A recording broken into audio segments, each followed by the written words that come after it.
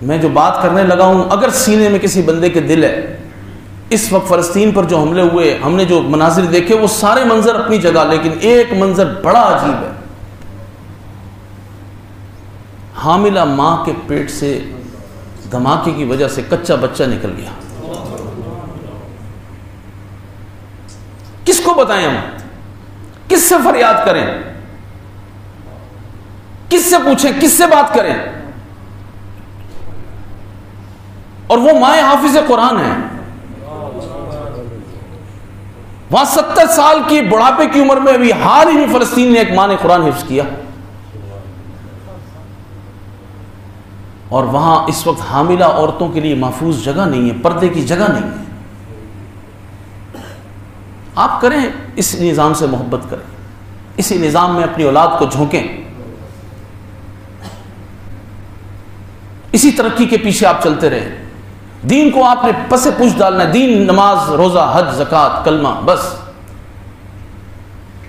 میں نے سال میں حج کر لیا ہے، میں زکوٰۃ دیتا ہوں، میں یہ کرتا ہوں، میں وہ کرتا ہوں، بس یہی دین ہے۔ قرآن فرما رہا ہے وَلَن تَرْضَىٰ عَنْكَ الْيَهُودُ وَلَا النَّصَارَىٰ حَتَّىٰ تَتَّبِعَ مِلَّتَهُمْ، یہ تم سے کبھی بھی راضی نہیں ہوں گے جب تک تم ان کے دین کی پیروی نہ کرنے لگ جاؤ۔ تم جب تک ان کے دین کی پیروی نہ کرنے لگ جاؤ۔ ان کا دین کیا ہے؟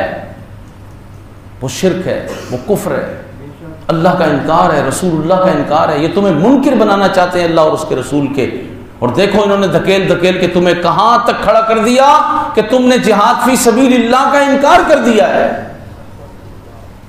اور میں یہ عرض کر رہا تھا کہ جہاد فی سبیل اللہ کے انکار کی جو تحریک ہے وہ انہوں نے کس طرح عالم اسلام میں جاری رکھی۔ اس وقت جو اصلاحی تحریکیں ہیں پورے عالم اسلام میں، آپ جتنی تنظیمیں بنی ہوئی ہیں 58 ملکوں کے اندر، آپ دیکھیں وہ جو اصلاح کا پیغام دے رہے ہیں اس کے اندر جہاد فی سبیل اللہ کا ذکر نہیں کرتے۔ ان کے پاس پھر آسائشوں کی آپ دیکھیں وسعتیں ہی وسعتیں ہیں، وسعتیں ہی وسعتیں ہیں۔ انہوں نے ایک بات ان سے طے کی ہے کہ ہم جہاد فی سبیل اللہ کی نہ آیت پڑھیں گے، نہ حدیث پڑھیں گے، نہ ہم سلطان صلاح الدین ایوبی تک قوم کو آنے دیں گے۔ ہم کبھی بھی طارق بن زیاد کی بات نہیں کریں گے، ہم یوسف بن تاشفین کی بات نہیں کریں گے۔ ان بچوں کو ہم نے کبھی بھی سورہ انفال نہیں سکھانی، سورہ توبہ نہیں سکھانی، ہم نے ان کو سورہ نساء سے جہاد کی آیات پڑھ کے نہیں سنانی۔ ہم نے ان کو کبھی بھی غزوہ احد میں سید الشہداء امیر طیبہ سیدنا حمزہ کی بہادری کے واقعات نہیں سنانے۔ ہم نے نہیں بتانا کہ حضرت برا بن مالک رضی اللہ تبارک و تعالی عنہ آپ اتنی جرأت کے ساتھ رسول پاک علیہ الصلوۃ والسلام کے دین کے لیے جہاد کیا کرتے تھے، اتنی جرأت کے ساتھ کہ جب ختم نبوت پر پہرا دینے کا موقع آیا تو برا بن مالک رضی اللہ تعالیٰ عنہ صحابہ کو کہتے ہیں کہ اتنے دن ہو گئے مسیلمہ کذاب کے محاصرے کو، دروازہ قلعے کا کھل نہیں رہا، تو اب اس کا حل یہ ہے کہ اس کے اندر جا کے خود ہی اس کو کھول دیں۔ اندر کیسے جائیں گے؟ کہا کہ مجھے ڈھالوں کے اوپر سوار کر کے ایسے دیوار کے اوپر پھینک دو، پھر میں جانوں میرا کام جانے۔ اندر دشمن کتنے ہیں؟ 40,000۔ کتنے دشمن ہیں؟